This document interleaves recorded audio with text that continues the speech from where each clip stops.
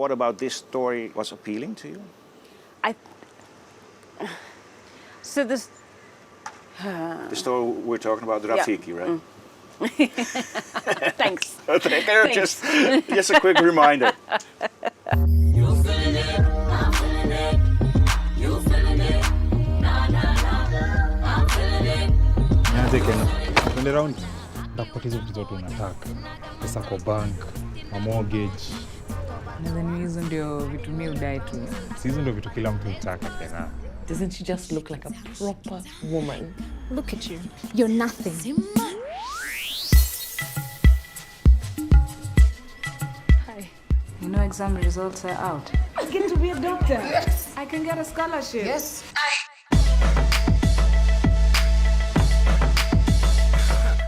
I wanted to show the image of young people in love because I remember the last time I saw somebody, a young African couple in love, it was years ago in the cinemas. It was absolutely years ago.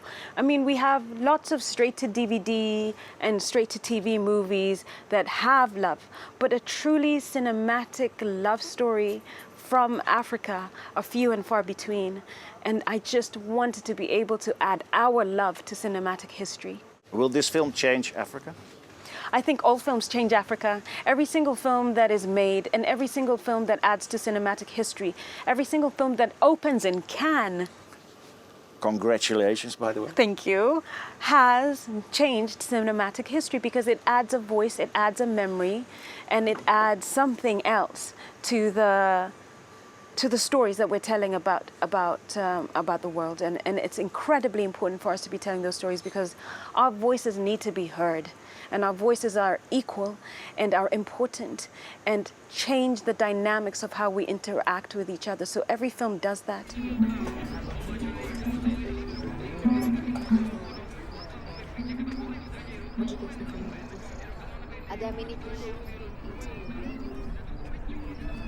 So I have to go and apologize. You guys pulled down her dad's posters. Really? But where are you going? Ziki!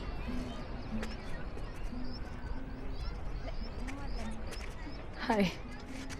Hi. So, do you want to do something? We could go get a soda. A soda? Cool.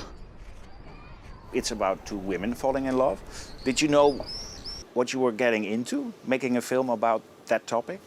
I think when you're making a film about two women in love, you know that you have to have conversations, at the very least, with your family.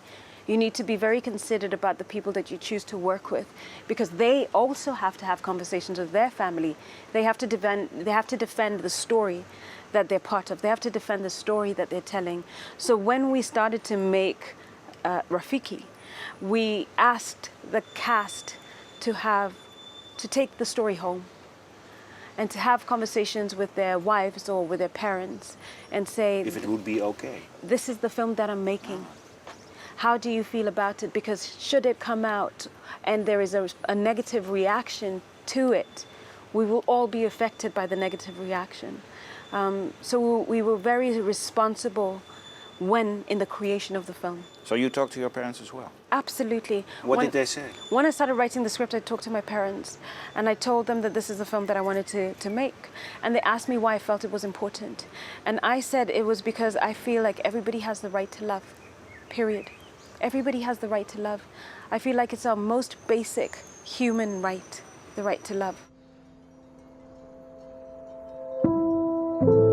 As the wind, it whispers pain through barren trees. As the dust rises, covers me neath time.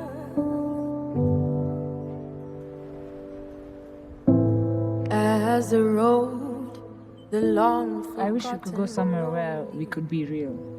As the road, Relaje tena. the once forgotten guides me home. Don't worry, it's okay. We live in Nairobi. Nairobi is an incredibly cosmopolitan city. We have people who are part of the LGBT community around us, in our lives. You know, we have friends who are gay, we have friends who are lesbian, and because this story was important to us, myself and the cast, we wanted to honor it because we wanted to honor our friends and the people that we know.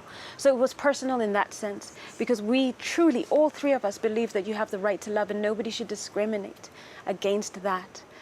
But that is not a commonly held belief. And even amongst our friends, there's still some views that we have to challenge. And that's part of the work. So challenging, making the film became personal because you had to challenge people and their conversations and how they were viewing identity. So it's been a task in that sense. Wasichana wa MCA unadhani mababa zao wanajua? Lakini kilichonishangaza, kuna Wakenya ambao kidogo wanaishtumu serikali kwa sababu ya msimamo wao wa ndoa ya jinsia moja.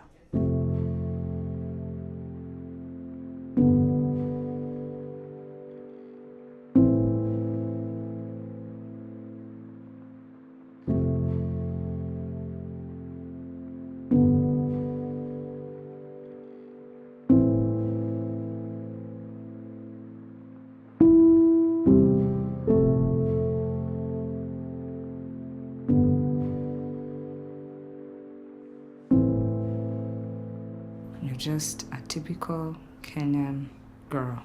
There is this ban. Did you see it coming or were you surprised? I don't know how to say this, because I know possibly as an outsider looking in, you think, oh, of course there's a ban, or of course you should have expected it. But there is no of course when your government, or no of course when bodies in the government decide to violate your constitutional rights. It is a constitutional right in Kenya. It's a constitutional right to express yourself. It's a constitutional right to freedom of expression and freedom of speech. That is a constitutional right within our current constitution. So when a body like the Kenya Film Classification Board goes past its mandate and censors a film, given the context that we live in an incredibly diverse cosmopolitan city. We have access to Netflix. You know, we go to the cinemas to watch films. These subjects are not, unfamiliar to us at all. At all. And they're very human. So And they're very human. So the censorship was more a disappointment than it was a surprise.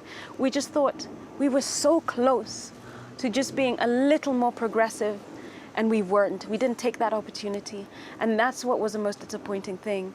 That, and saying to an artist, you are not allowed to make the films that you want to make. We will tell you what kind of films to make as the state. That is not the world we live in.